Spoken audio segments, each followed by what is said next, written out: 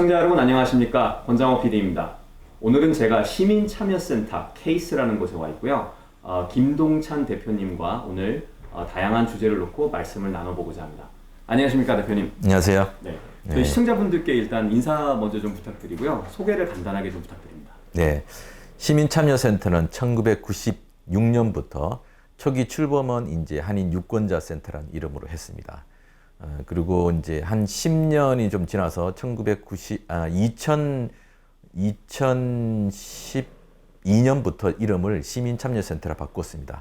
초기에 저희들이 유권자 센터라고 했은 것은 이제 미주에 있는 우리 한인들이 유권자 등록과 투표 참여를 독려하기 위해서 한 거였고, 어느 정도 이제 저희들이 봤을 때 50% 이상의 이제 참여율을 보면서 이제는 우리가 직접 미국 사회에 참여함으로써 우리의 권익을 우리가 만들어야 되겠다 하면서 이제 저희 시민 참여 센터로 이름을 바꾸었습니다. 그리고 이제 지금까지 흘러왔고, 주로 저희들이 하는 것은 뭐냐면 미국에 살고 있는 한인들의 이 정치력 신장, 권익 신장 이런 것을 위해서 활동을 하고 있고, 또한 우리 새로운 세대들이 미국 사회의 주인으로 살 수 있게끔 교육하는 일들, 그다음에 우리 한인 사회에서 미국에 살면서 이제 법률적이나 여러 부분으로 어려움에 처했을 때 그분들을 도와줄 수 있는 이런 법률 지원하는 법률 태스크포스가 있습니다. 이렇게 이제 그게 돌아가고 지금까지 활동을 하고 있습니다. 네. 자, 지금 이제 대선이 정말 일주일도 남지 않았어요. 이제 불과 이제 다음 주 화요일입니다. 이제 정말 며칠 남지 않은 상황인데, 요번에 어떻게 좀 많이 바쁘셨나요? 뭐 저 유권자 등록, 한인들의 유권자 등록이 좀 어땠나요? 제가 96년도에 이 활동을 시작하면서 2000년까지는 한인들의 유권자 등록률이 아주 높았습니다. 보통 행사장에 그때는 추석맞이라고 아주 유명했죠. 나가면 한 이틀 동안 1000장의 새로운 유권자들을 받았거든요. 그러고 이제 알고 대통령 후보와 조지 부시 대통령 후보가 이제 붙었을 때 그때 유권자 등록률이 높았습니다. 그리고는 소강 상태였고, 지난번 힐러리 후보 그다음에 트럼프 후보가 붙었을 때는 거의 전화 문의가 많지가 않았습니다. 근데 이번에는 상당히 많은 전화가 왔습니다. 아예 9월 초기부터 전화가 왔고, 그때 온 분들은 주로 이제 60대 이하의 젊은 층들이 이제 많이 전화가 왔습니다. 그리고 유권자 등록을 했는데 다른 데서 이사 왔다. 근데 내가 다시 해야 되냐, 뭐 이런 거. 사실 이제 1년에 한 번씩 선거가 있다 보니까 많은 분들이 하고 나서 또 잊어버려요. 근데 저는 이제 똑같은 이야기를 그 선거 기간 동안에 수백 번 해야 되기 때문에 기억을 하고 있는데, 그런 분들이 이제 온라인의 편리성을 아주 많이 했는데, 9월 말부터 10월 초순까지 딱 한 2주 기간 동안에, 원래 10월 9일이 뉴욕은 이제 유권자 등록 마감일이었고, 뉴저지는 13일이 마감일이었습니다. 근데 그 기간 동안에 전화가 폭죽했습니다. 주로 이제 65세 이상의 노인분들이고, 혼자서는 유권자 등록을 할 수 없는 분들. 왜냐하면 여기는 유권자 등록 용지가 어디 비치되어 있는 것도 뭐 잘 모르고, 주로 이제 뭐 우체국이나 도서관에 가면 있다 그러는데 없는 것도 많이 있거든요. 그런 분들이 이제 오면 이제 제가 이제 이 등록 용지에다가 어떻게 하라고 가르쳐 드리기도 하고, 또 드라이브 라이센스를 가지고 있으면 온라인으로 제가 다 불러갖고 해주고, 결과 나오면 이제 그 영수증 사진 찍어서 보내드리고, 그래야 안심이 되니까. 그분들은 전혀 달랐어요. 주로 이제 9월 초부터 오신 젊은 분들은 이 큰일 났다, 이러다 미국이 망할 것 같다, 우리가 미국에 살면서 완전히 그냥 2등 국민으로 사는 거 아니냐, 우리 아이들이 어떻게 살지 난감하다, 뭐 이런 이야기를 하는 분들. 그러니까 주로 이제 트럼프 대통령을 지지하는 층으로 보이는데요, 그러면? 아니죠. 그분들은 트럼프 대통령을 좀 지지하지 않는 반대적 입장, 지금 미국이 큰일 났다고 생각하는 분들이 그렇고, 이제 후반부에 이제 전화를 많이 한 2주 동안 집중적으로 전화하신 노인분들은 거의 100% 그분들도 큰일 났다 이거예요. 뭐 어떻게 그런 내용들을 받아서 그런지 모르겠는데, 한국이 전 세계에서 빚이 제일 많다면서요. 그리고 문재인 정부 들어와서 한국이 이거 김정은한테 나라를 갖다 바치려고 한다. 이런 상황에 바이든마저 된다 그러면 이거 시진핑한테 미국을 갖다 바친다. 그래서 이 큰일 났다. 그러면서 이 중공을 가장 잘 다스릴 수 있고 한 사람이 유일하게 이제 트럼프 대통령이고, 그래도 대통령은 어느 정도 독재를 할 수 있어야 되는 거 아니냐. 이런 마인드를 이제 이야기하시는 분들이 있으면 그분들도 진짜 큰일 났다. 그리고 또 한 분들은 이제 종교적인 신념으로 이제 미국이 이러다가는 뭐 동성애나 이런 것 때문에 소돔과 고모라처럼 멸망할 것 같다. 그래서 빨리 이 기독교 정신의 미국을 재건하는 이 트럼프 대통령이 돼야 되겠다. 이런 분들이 이제 주로 전화가 많이 왔었습니다. 그분들은 주로 혼자서 등록 잘 못하고 누군가 도와줘야만 이렇게 할 수 있는 어르신들이 많았죠. 정말 보면 지금 어떤 미국 사회의 어떤 마이크로화되어 있는 그런 그 단면을 보고 있는 것 같거든요. 왜냐하면 제가 실제로 이쪽에서 이제 취재를 좀 다니다 보니까 미국 전역을 다니다 보면 대도시 중심의 젊은 유권자층들은 말씀하신 대로 지금 미국이 큰일 났다. 그렇게 생각을 하고 있고 시골의 어떤 노년층들, 시니어 쪽에 가까운 그런 인구층을 만나보면 말씀하신 대로 이러다가 바이든에게 나라가 넘어가면 더 큰일이 날 것 같다. 말씀하신 대로 중국이라는 어떤 그런 부분을 우려하는 분들도 분명히 계시고, 그 다음에 기독교적인 그 사상에 있어서의 그런 부분을 걱정하시는 분들도 분명히 있거든요. 저는 이게 실제로 어떤 미국 사회의 어떤 단면처럼 보이는데 어떻게 보이십니까? 크게는 이제 그 연령대별로도 좀 나뉘어지고, 다 그런 건 아니지만 나뉘어지고, 종교적으로 아주 심취해 있는 분들은 또 상당히 또 이 레디컬하게 이제 이 자유주의적인 이런 민주당 집권에 대해서 되게 싫어하고, 또 일상생활에 좀 자유주의적인 분들은 이 트럼프 대통령이 들어오면서 미국 사회가 이상한 방향으로 가고 있다. 예전처럼 자유롭지 못하고, 그 다음에 계속 우리는 서로와 서로에 대해서 손가락질하면서 싸우는 이런 흐름으로 가고 있고, 그리고 인종차별 문제나 이런 것도 사실은 이제 조폭 사회도 그렇잖아요. 두목이 눈 한 번 흘기면 밑에서는 칼부림이 나잖아요. 마찬가지로 최고 지도자 대통령이 뭐 유색인종에 대해서, 이민자에 대해서, 소수기에 대해서 그냥 농담 삼아서 희화하면서 하는 말 한마디가 밑으로 내려가면 이제는 이들을 무시해도 되겠구나. 그런 세상이 왔구나. 이렇게 생각을 하게 되거든요.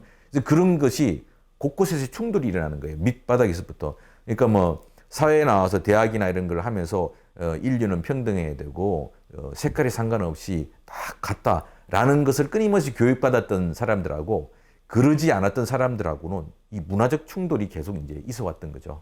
이제 그게 이번 선거를 통해서 결코 물러서지 않겠다. 결코 타협하지 않겠다라는 분위기까지 상당히 어떻게 보면 심각한 대결 국면으로 왔다고 생각합니다. 그런 흐름을 볼 때, 자, 과연 일주일 후의 결과는 어떨까요? 일주일의 결과는 이제 여러 가지 이제 뭐 암초들이 있는데, 그래서 이제 트럼프 대통령이 들고 나오는 것은 이제 우편 투표 인정할 수 없다.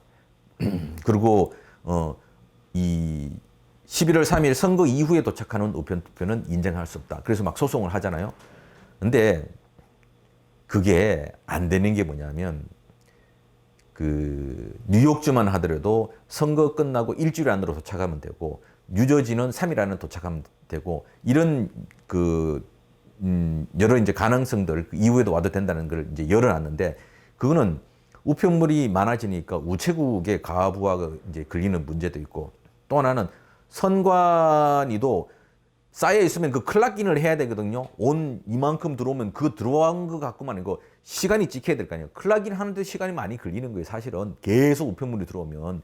그런 걸 봤을 때 이제 시간을 좀 더 많이 잡아야 된다 했는데, 그거를 이제 부정으로, 원천 부정으로 보겠다. 우편 투표 믿을 수 없다. 이거는 누가 대신해 줄 수도 있고, 물론 대신해 준 경우들도 있었어요. 근데 한 번도 대통령 선거에서 그걸 문제 삼은 적은 없어요. 그리고 캘리포니아나 뉴저지 같은 경우는 vote by mail이라고 주정부에서 상당히 많이 프로모션을 했어요. 왜 그러냐면 이제 미국 선거를 봐야 되는데, 미국 선거는 카운티가 모든 것을 책임져요. 그래서 뭐 저희들이 뉴욕에 있는 선거 데이터를 갖고 오면 카운티별로 다 틀려요. 그리고 막 데이터가 엉망으로 돼 있어. 그럼 갖고 오면 소프트웨어를 가지고 다 리사이클 해요. 그래갖고 이제 분석을 하는데 벌써 올해 2020년 11월 3일 대통령 선거가 있는데 5월에 갖고 온 데이터에는 한 1,000몇백 명이 선거 한거로 나와 있어요. 기록을 그렇게 잘못한 거죠. 넣는 사람들이. 그거 뭐 5살 먹은 애가 선거를 몇 번 했다고 나오고 이런 식의 데이터 관리가 진행이 되고 있고 미국 선거는 엉망입니다. 미국 선관위는. 그리고 보통 투표하는 날 선관위에서 나온 직원들은 2~3명밖에 없어요. 전부 다 일당직. 근데 그 일당직 일을 하는 분들이 대부분 리타이어한 시니어들이에요. 그분들이 코로나 때문에 안 나와. 이제 이런 문제들 때문에 이제 오래전부터 뉴저지나 그 캘리포니아 같은 경우는 이게 선거를 관련된 어려움이 있다 해서 메일 보트를 계속 프로모션을 해왔었어요. 이게 만약에 현장 투표, 당일날 현장 투표만을 주장한다 그러면 선거가 안 돼요, 미국이. 투표장에 일할 사람도 없고. 그리고 지난 예비선거, 이 코비드 19이 와갖고 했을 때 뉴저지, 뉴욕에 여러 가지 보면 부재자 투표 신청했는데 안 와. 그러고 투표장에 가서 투표한 분도 있는데 못한 분들도 많아요. 그리고 왔는데 언제 왔느냐? 선거 끝나고 오고. 그러니까 이 사람 내가 보낸 게 제대로 도착했는지 이것도. 아니 근데 그렇게 말씀하시면 정말로 어떤 선거 부정이라든 거에 대한 그런 의혹을 거두기가 너무 어렵죠. 어려운 상황 아닙니까? 그건 트럼프 말도 일리가 있어요. 근데 일리가 있는데 그동안 늘 그랬어요. 예. 그리고 뉴저지만 하더라도 아니 이 메일 보트 한 개 와야 되는데 안 오는 거예요. 그래서 버겐 카운티에서 우측에 가보니까 그게 뭐 수십 트레이에 그냥 선거 관련된 그 보트 바이 메일이 있는 거예요. 그래갖고 선관위에서 직접 가갖고 차로 싣고 온 거예요. 그래서 왜 딜리버리 안 하냐 그랬더니 갈 사람이 없어서. 말이 돼요? 공무원들인데. 아니 한국 공무원들은 위기의 상황이 생기면 목숨 걸고 나오잖아요. 미국 공무원들 위기의 상황이 생기면 자기들 먼저 숨어버려요. 그리고 투표장에 나오지도 않아. 그거고 비싼 돈 들여서 엑스레이 이제 판독기. 왜냐면 뜯어갖고 스캔에 넣어야 되는데 그게 안 되니까 아무도 안 뜯으려 그러니까 엑스레이 판독기를 사는데 엑스레이 판독기가 정확하지가 않아요. 왜냐? 투표 용지를 넣을 때 제대로 접어서 넣어야 되는 게 아니고 반대로 접는다. 이렇게 하면 이게 안 맞는 거거든요. 이런 게 이제 미국의 현실입니다. 근데 지금 그런데 문제는 말이죠. 지금 가장 유력한 어떤 시나리오들 중에 네. 하나가 현장 투표, 당일날 현장 투표에서는 트럼프 후보가 트럼프 현 대통령이 이긴다. 예. 하지만 며칠 후에 말씀하신 대로 며칠 후에까지 도착하는 그 우편 투표 용지에 대해서 유효성을 인정해주기 때문에 그 우편 투표 결과가 나와서 그것이 개봉되어서 결과에 더해지는 순간 역전이 된다. 예. 이 부분에 있어서 트럼프 대통령은 우편 투표의 부정함이라는 부분을 이게 부정이 개입될 수 있다라는 부분을 강조하면서 인정하지 않겠다라고 버틴다. 예. 이렇게 해서 소송을 간다. 예. 그러면 이 미국의 소송이라는 게 뭐 아무리 빨라도 몇 달은 걸릴 것이니 이렇게 되면 그 동안의 어떤 그야말로 케이오스가 올 것이다. 네. 뭐 이런 사실 시나리오가 좀 있거든요. 어떻게 생각하십니까? 사실 저는 작년부터 그 생각했었어요. 예, 그래서 우리 이사님들하고 이야기를 하는데, 에이 대표님 너무 나가시네 미국에서. 왜냐하면 저는 이 매번 이제 선거하면서 선관위의 문제점들을 보고 있으니까 선관위가 문제가 많아요. 뉴욕 같은 경우는 지난 그 힐러리 그다음에 샌더스 예비 선거 때 샌더스에서 훨씬 유리한 브루클린 지역에 10몇만 명이 누락됐잖아요. 그래서 왜 누락이 시켰냐고 하니까 너무 바빠서. 그게 말이 됩니까?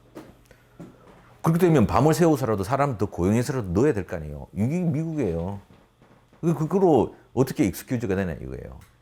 근데 그러면서 미국이 돌아갔던 거예요.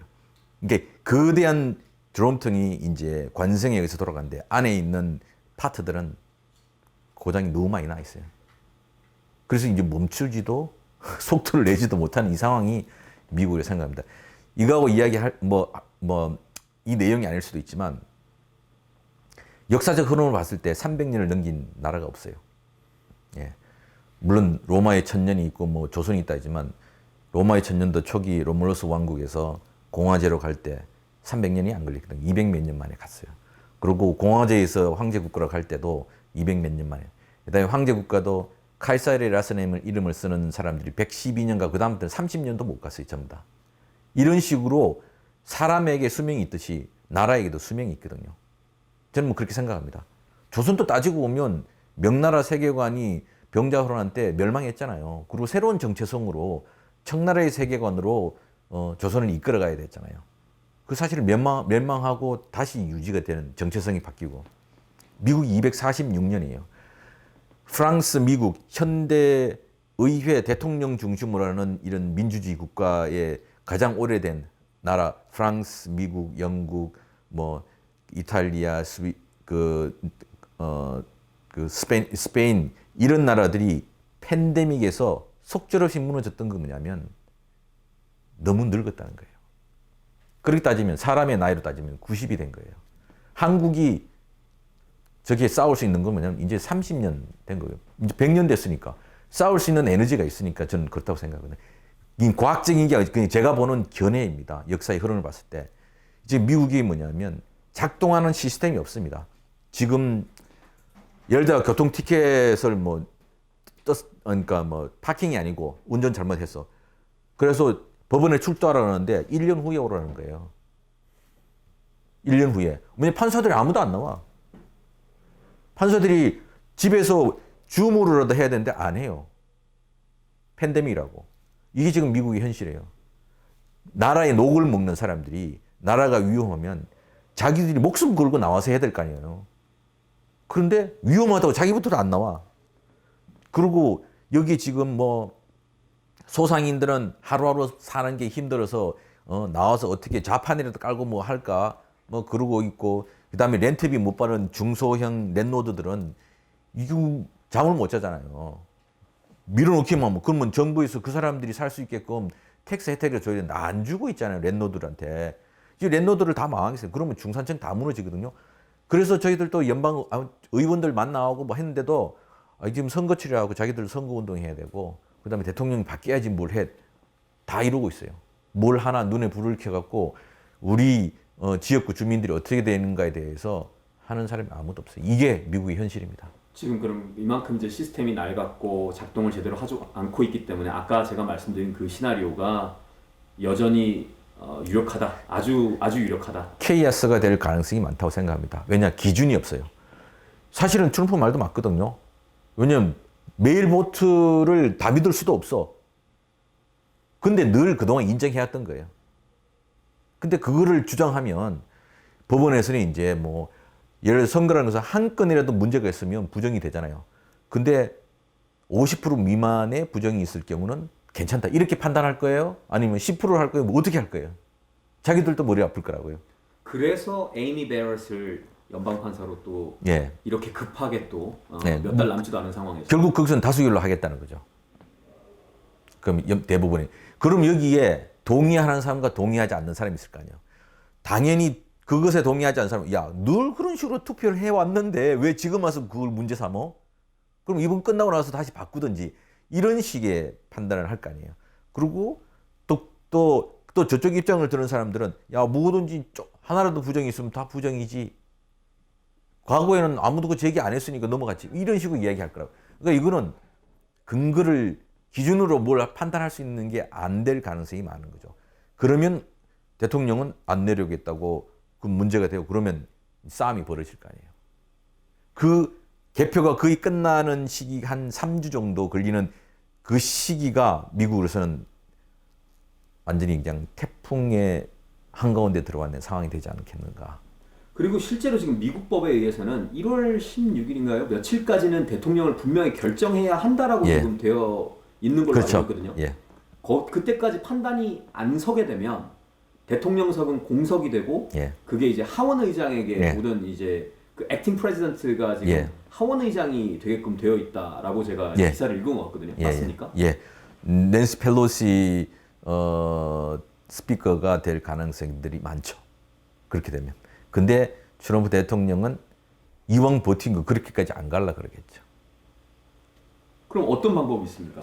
소송을 그 전에 연방법원의 판결이 그 전에 속전속결로 그렇죠. 나오게 되고 예, 그렇게 해서 밀어붙인다. 그렇죠.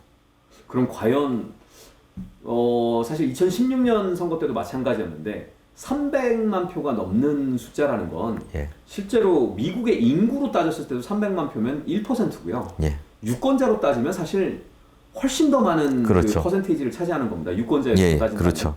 그런데 과연 이번에는 그거보다 표가 더 많이 벌어질 수도 있는 상황이라고 파퓰러봇의 전체 어떤 그 유권자들의 그 투표 그 개표 결과를 본다면 차이가 훨씬 더 많을 거라고 생각을 하는데 예. 그럼 과연 그 유권자들이 자신의 선거권을 이행한 그 유권자들이 분노하겠죠. 그렇죠. 예. 그래서 민주주의라는 것이 과거는 권력 이양기가 늘 총칼로서 이양이 됐잖아요. 아무리 왕이 있다 하더라도 저기 왕자들의 난도 있고. 그런데 이 민주주의라는 것은 의회 민주주의라는 것은 선거를 통해서 바꾸는 거고 결과에 승복하고 해야 되는데 의회 민주주의가 결과에 승복하지 않는다 그랬을 때 어떤 일이 발생할 것인가? 그거는 다른 제3세계 국가에서 일어났던 일들 보면 되잖아요. 대한민국에서는 쿠데타가 일어났었죠. 그렇죠. 예. 그거는 정해진 순서예요. 왜냐? 명분이 이해가 돼야 되는데 이해되지 않는 명분을 가지고 진행하게 될 경우는 큰 문제가 발생한다고 하거든요. 근데 미국이 그런 내부를 수습할 수 있을 것인가?